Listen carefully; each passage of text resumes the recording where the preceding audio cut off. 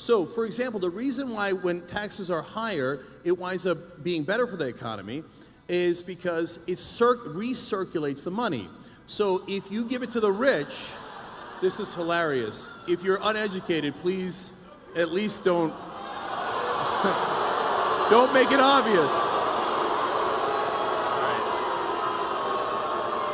This is the most interesting conversation on taxes I've heard. If you don't know the concept of recirculation of money, then go look it up.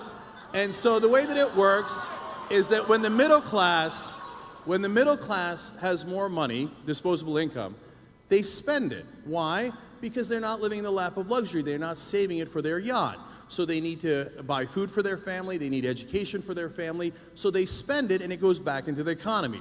If you just give it in supply side economics to the rich and hope that it trickles down on us eventually decades later, what they wind up doing with it is something that is logical. They save it.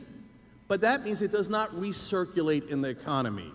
And that is why when you have lower taxes, ironically, the economy does worse. But of course it's a balancing act. Okay, so now you're making a strong case for Keynesian economics, which is totally fine, obviously. The problem with Keynesian economics is that it doesn't even work in theory because, again, once you go to the logical extreme, which is remove all of the money from the rich people who are saving all their money and give it to all the poor people to buy hamburgers, that doesn't help the economy or spur the economy. What spurs the economy is a higher level... Right. What spurs the economy is the creation of new products and services, and that is only going to be done by people who have expendable capital to actually invest in the new products and services that we all enjoy. This is what creates economic growth. It's also worth noting that this myth that spending is inherently better for an economy than saving, that's only true if you're talking about somebody who's actually taking the cash and just shoving it into their mattress. Banks are in the business of lending.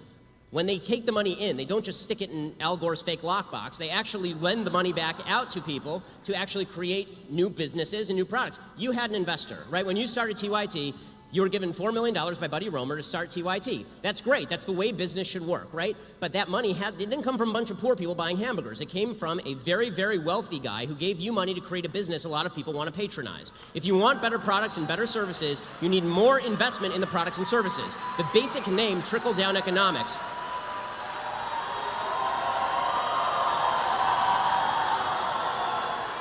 the basic name trickle-down economics is not something that any conservative even proposed. It's a leftist revision of what economics actually is, because you're not giving me the money. It was my money in the first place, created through voluntary transactions that I had with others. I've not stolen money from anyone, neither have you. And the idea that money has to be forcibly taken from you and handed to somebody at the bottom end of the economic spectrum to somehow jog the economy, that may jog McDonald's, but is not going to jog all of the creation of the products and services that make all of our lives much better today than they were 30 years ago in terms of the stuff we have access to.